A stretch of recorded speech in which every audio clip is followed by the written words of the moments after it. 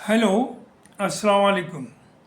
मैं प्रोफेसर शमीम अहमद अपने YouTube channel पर आप लोगों से मुखातिब हूँ। आज की बात में मैं बात करूँगा गाज़ा में सीज़ फायर इम्प्लीमेंट हो गई है और उसका पहला फ़ेज़ जो 20 पॉइंट्स प्रोग्राम था उनका बनाया हुआ ट्रम्प साहब का, प्रेसिडेंट ऑफ अमेरिका, उसका पहला पार्ट यानी फ़ेज़ 1 कंप्लीट हो गया।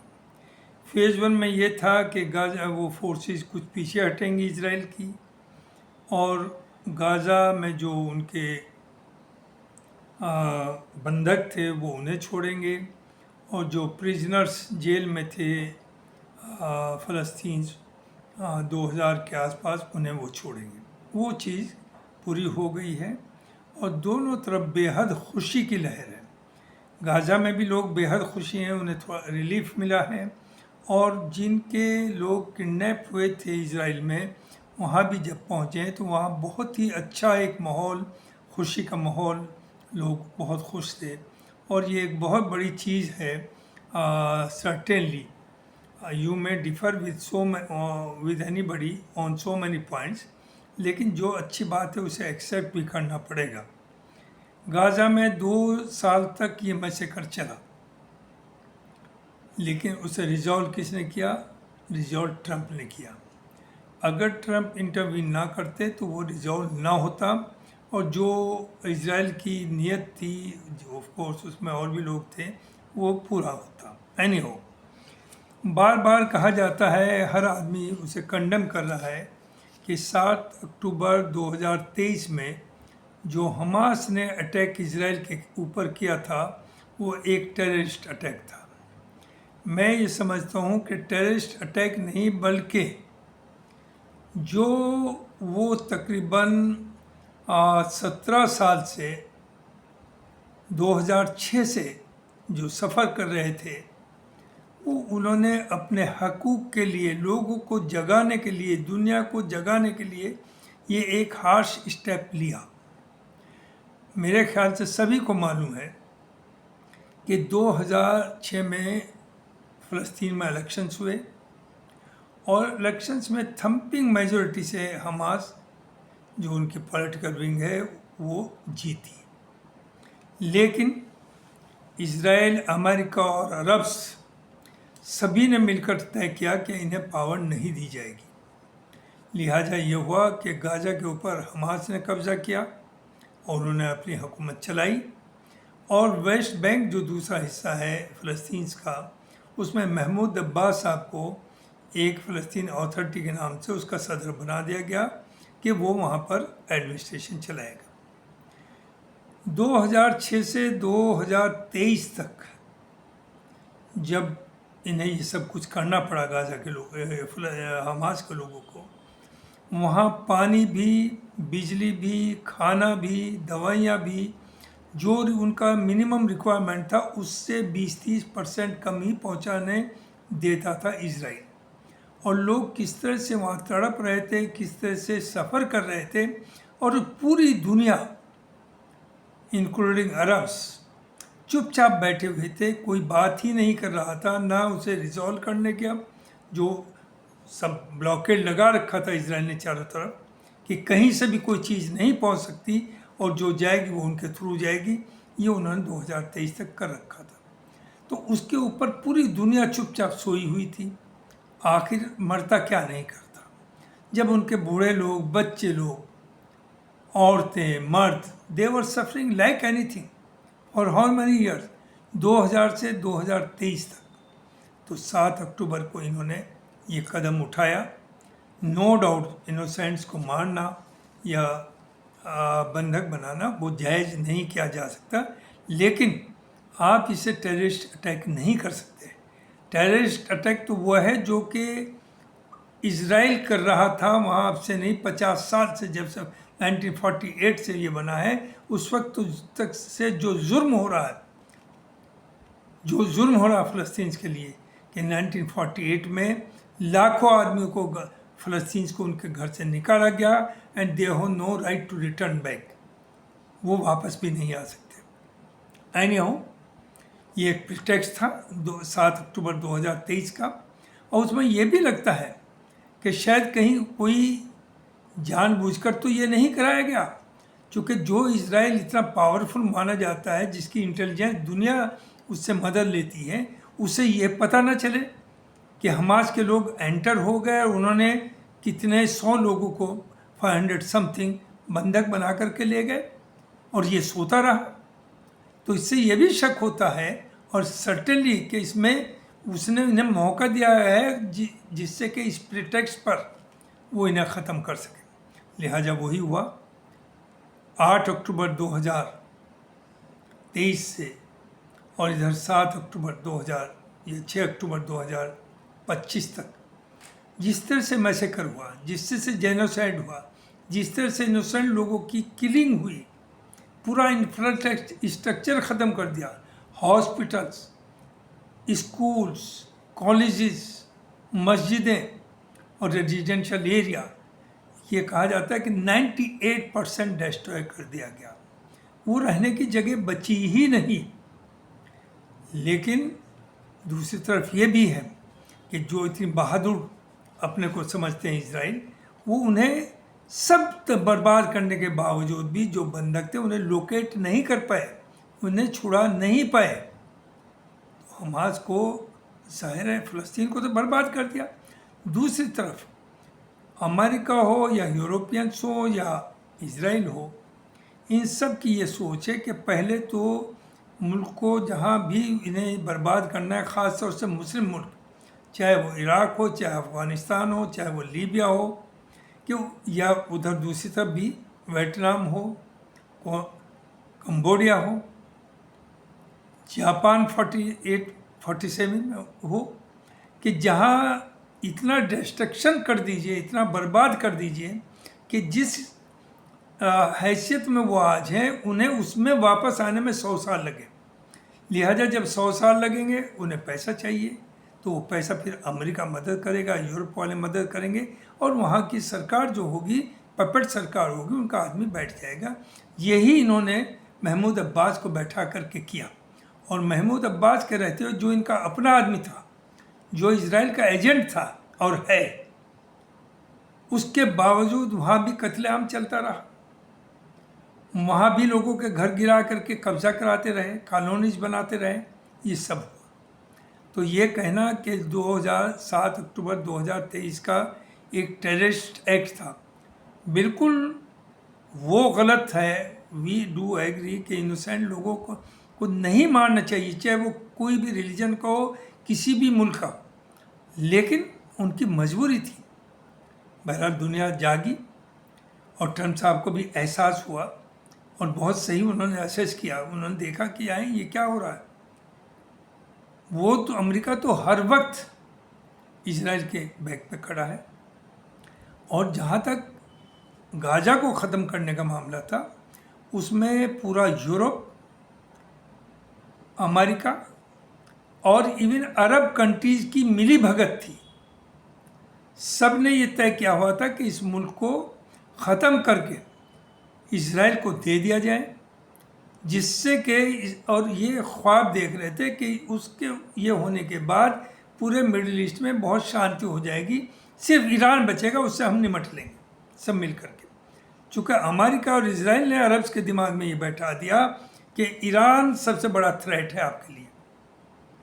उसी तरह से है जैसे कि इंडिया के अंदर बीजेपी और आरएसएस ने 80% हिंदूज को ये बता दिया कि ये 15 या 16% मुसलमान आपके लिए बहुत बड़ा ख़तरा है। क्या ये दुनिया में मुमकिन है कि इतनी बड़ी माइनॉरिटी इतनी बड़ी मेजॉरिटी के साथ कुछ कर पाएगी? हुकूमत आपकी, मिलिट्री आपकी, पुलिस आपकी, जुडिशरी आपकी, तो मुसलमान यहाँ क्या कर सकेंगे? मुसलमान तो ऑलरेडी सेकंड क्लास सिटीजन है। हाँ, आप अब उन्हें चाहते हैं 4th ग्रेड सिटीजन बनाना, वो बना दीजिए, बल्कि मेरा तो ये कहना कि इनका वोटिंग राइट ख़त्म करिए। ये मैं अलग से टॉपिक लूँगा, क्योंकि ये सेकुलर पार्टीज भी सेकुलर नहीं है, they are not for Muslims. तो बीजेपी खुल कर के ये दूसरे तरीके से काम कर रहे हैं, तो ये टॉपिक बाद में लूँगा। एनीहाउ, अब आइए वहाँ तो सबसे बड़ी जो चीज़ हुई है कि अमेरिका ने भी अटैक किया ईरान के ऊपर, इजराइल ने भी अटैक किया, लेकिन ईरान वो मुल्क है, एक कहावत है कि जो अल्लाह से डरता है उसे दुनिया में कोई डरा नहीं सकता। बड़े प्रेशर्स पड़ रहे हैं ईरान के ऊपर, पहले से अब से नहीं 20-30 साल से चले आ रहे हैं, लेकिन they did not surrender. Iran ने सरेंडर नहीं किया, ईरान को आप दबा नहीं पाए, और वो कभी वो वायलेंस नहीं चाहते, कभी वो जंग नहीं चाहते, वो हमेशा चाहते हैं बैठ कर के समझौता हो। लेकिन आप उसके पीछे क्यों हैं? उसकी दो वजह।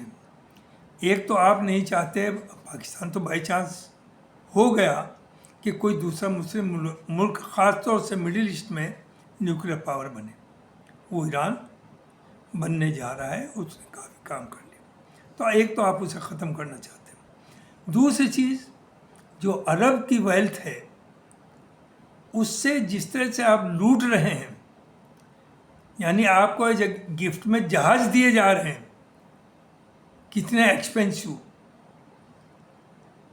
क्योंकि आपको डरा दिया आपने अरब्स को कि अगर हम सपोर्ट नहीं करेंगे तो ईरान आपको खा जाएगा। अरे ईरान की हैसियत क्या है अरब्स के सामने?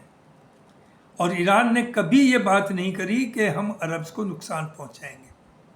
जब भी ईरान में नया प्रेसिडेंट इलेक्ट हुआ, वो पहले सऊदी गया है और उसने ये मैसेज दिया कि we can live together as a friend. लेकिन अमेरिका का तो नहीं चला, उन्हें तो इन्हें बिल्कुल कि we are the protector, we will protect, don't worry, go ahead. तो गलती कहाँ हुई है? देखिए, ईरान ने जो करना था वो करके दिखाया। ईरान दुनिया में पहला मुल्क है जिसने इसराइल को चैलेंज किया, और वहाँ वो डिस्ट्रक्शन हुआ है अनइमेजिनेबल, जो वो बता ही नहीं पा रहे, लेकिन एवरीबडी नोज कि ईरान ने जो बम्बार्डमेंट किया है इसराइल पे वो हिस्टोरिकल है, दुनिया सोच नहीं सकती थी। दूसरी तरफ अमेरिका ने बम्बार्डमेंट किया ईरान के ऊपर, ईरान ने कहा हम बदला लेंगे, जो कहते हैं वो करके दिखाया। दुनिया में कोई ऐसा मुल्क नहीं जो अमेरिकन बेस के ऊपर कभी अटैक करने की सोच भी सके। वो ठीक है, उन्होंने अपनी फोर्सेस से हटा ली थी, वहाँ से फाइटर्स हटा लिए थे, लेकिन ईरान ने अटैक करके दिखाया। तो अब दूसरी तरफ ये चल रहा है कि आखिर ये कब तक, और सोचा जा रहा है कि Iran is the next target. देखिए, ईरान को इतनी आसानी से ना ले, इतना लाइटली ना ले। जो अरब्स के दिमाग में था कि they will be protected by America Israel, वो बात भी बिल्कुल ख़त्म हो गई। उन्होंने भी देख लिया जिस वक्त इजराइल ने अटैक किया है कतर के ऊपर, उससे पूरी अरब वर्ल्ड की और मुस्लिम वर्ल्ड की सोच बदल गई, और उससे ट्रंप की भी सोच बदली है। ट्रंप की सोच ये बदली है कि Trump wants to continue as a friend of Arabs, क्योंकि वहाँ से माल मिलेगा, and want to support Israel, और उनके आपस में दोस्ती कराना भी, अब्राहम अकॉर्ड वगैरह जो कराई है कुछ 3-4 कंट्री से, उसे कराने आगे बढ़ाना चाहते हैं। वो चाहते पीसफुल माहौल रहे अमेरिका, लेकिन वो उनकी शर्त पर रहे, यानी ये सब अरब्स जो हैं अपनी वेल्थ उनके डिस्पोजल पर रखे हैं, जो रखे हुए हैं अब तक। लेकिन कतर के अटैक के बाद बोल तो नहीं पा रहे अरब्स, ना उनमें हिम्मत है रिएक्ट करने की। क्यों? हर कंट्री में अमेरिकन बेस है, तो दे कांट डू मच। देखिए, अंदर से उनकी सोच आ गई कि उन्हें कोई प्रोटेक्ट नहीं कर सकता। जब कतर, जहाँ पूरा अरब वर्ल्ड का सबसे बड़ा अमेरिकन बेस है, उसी पर इजराइल अटैक करता है, और ट्रंप के कहने से माफ़ी भी मांगी गई, और माफ़ी किस चीज़ की कि जो आपका आदमी मरा है सिक्योरिटी का, उस पर हम अफसोस है। उन्होंने ये नहीं कहा जो हमने अटैक किया है कतर के अंदर हमारे पे वो गलत है, you are a sovereign country, ये नहीं कहा। तो उन लोगों को भी एहसास हो गया, और ट्रंप को भी ये एहसास हो गया कि अगर डिस्ट्रक्शन होगा अरब्स का या इजराइल का, और ये हमास के सिर्फ एक छोटे से उसके ऊपर, तो पूरी दुनिया बर्बाद हो जाएगी, और अमेरिका को भी बहुत बड़ा उसका नुकसान उठाना। लिहाजा वही बात है कि जब ट्रंप जो चाहते हैं वो करते हैं, उन्होंने करके दिखाया। नेतन्याहू कभी नहीं चाहता था कि ये सीज फायर हो। नेतन्याहू चाहता था कि वो जो 22 या 20 लोग बंधक बच्चे थे उन्हें भी हमास मार दें, जिससे कि उसे प्रिटेक्स्ट मिल सके कि और डिस्ट्रक्शन क्या, वो तो था ही मुंह खाली कराने का कि विल गेट इट वेकेटेड, आप भाई बाहर निकाल दिए, आपके लिए हम रास्ता खुला कर देंगे, दूसरे कंट्रीज में चले जाइए। और वो अमेरिका की भी उसमें सपोर्ट थी कि सब ट्रम्प साहब वहाँ एक बहुत बड़ी एम्पायर खड़ा करेंगे, रिजॉर्ट बनाएंगे। लेकिन ट्रम्प पागल नहीं है, बहुत बड़े बिजनेसमैन हैं प्रेसिडेंट के साथ साथ, वो जानते हैं कि व्हाट इज फ्यूचर। तो उन्होंने ये सब सुनी और अरब कंट्रीज़ या जो मुस्लिम कंट्रीज़ हैं 52-54, वो यूनाइटेड नेशन जनरल असेंबली की मीटिंग के बाद ट्रम्प से मिले और उन्होंने अपनी बात रखी जो जायज़ बात थी। वो ट्रम्प ने 20 पॉइंट बनाया और उसमें भी जब बाद में देखा, जब अनाउंस कर दिया गया, उन्होंने चेंज ही कर दी नेतन्याहू साहब ने। फिर ये लोग गए तो जब इन्होंने कहा कि नहीं ये नहीं चलेगा और इजिप्ट में मीटिंग हुई तो पता चला कि जो तय हुआ था उससे सब अलग, ये तो सब चीज़ें चेंज कर दी। तो it was greatness of Trump, उन्होंने कहा येस, और उन्होंने से फिर रेक्टिफाई उसे किया, दोबारा नेगोशिएशंस हुई और वो बातें ख़त्म करके एक एग्रीमेंट हुआ, सबके उसके ऊपर सिग्नेचर हुए और finally that deal has been done. तो पहला फेज़ पूरा हो गया। ये पूरी दुनिया के लिए एक बहुत रिलीफ की बात है और ख़ास तौर से गाज़ा में जो मैसेकर हुआ, जिनके सब लोग चले गए, जिनके पास कुछ बचा ही नहीं, उन्हें कम से कम 2 साल के बाद एक सांस लेने की खुली हवा में एक मौका मिला। और उन पेरेंट्स को भी इजराइल में जिनके बच्चे अभी ज़िंदा थे लेकिन हौसले थे, जिनकी कोई उम्मीद नहीं थी कि उनके साथ क्या होगा, वो वापस चले गए। तो इससे गुड मूव, यही मुझे इस बारे में कहना था। अब देखिए आज मुझ पर भी इजिप्ट में, वो अभी मैंने देखा नहीं वीडियो कोई न्यूज़, वहाँ 20 कंट्री के हेड ऑफ़ द स्टेट्स पहुँचे हैं, ट्रम्प साहब भी वहाँ आ गए हैं। इजराइल नहीं पहुँचा, इजराइल को हालांकि लास्ट मोमेंट पर इनवाइट किया गया, और ईरान भी नहीं पहुँचा। और यहाँ गवर्नमेंट ऑफ इंडिया को, जबकि वहाँ mostly head of the state से एक मौका मिलता आपस में मिलने का, जुलने का, अपनी बात करने का, लेकिन गवर्नमेंट नोज बेटर, उन्होंने एक मिनिस्टर ऑफ स्टेट लेवल का आदमी उसमें भेजा है पार्टिसिपेट करने को, कोई बड़ा मिनिस्टर नहीं गया। तो we hope, let us pray to the God कि पीस रहे और पूरी दुनिया में पीस रहे, कोई आपस में किसी तरह का टकराव ना हो, तभी तरक्की भी होती है, तभी सुकून भी होता है, तभी, और वो तभी है कि जब हम सब एक दूसरे को एक्सेप्ट करें। तो उम्मीद यह है कि अब इस तरह बात होगी टू नेशन थ्योरी, यानी गाज़ा और इंडिपेंडेंट, जबकि more than 180 countries have already recognised फ़लस्तीन एज ए स्टेट, लेकिन उसे प्रॉपर शेप देने के लिए उम्मीद है अब काम होगा, क्योंकि इसके अलावा कोई चारा नहीं। और फिर गाज़ा और Israel they can live together, ऐसी कोई बात नहीं, they can live in peace और they will certainly live in peace. और अरब यही एक सोल्यूशन है पूरे अरब वर्ल्ड में पीस करने का। तो ये मुझे कह रहा है, सभी को मुबारकबाद हो इसकी, जो वहाँ सीज फायर हुई है, जो एक्सचेंज ऑलरेडी हो चुकी। और नेक्स्ट स्टेप्स का एडमिनिस्ट्रेशन कैसे होगा, क्या होगा, वो सब अब तय हो जाएगा। दूसरी तरफ सबसे बड़ी चीज़ कि ज़्यादातर रास्ते खोल दिए गए हैं, जो एसेंशियल चीज़ें हैं वो सब अब फ़लस्तीन गाज़ा एरिया में लोगों के लिए जा रहे हैं। तो मुझे ये कहना था। बहुत बहुत शुक्रिया, थैंक यू वेरी मच।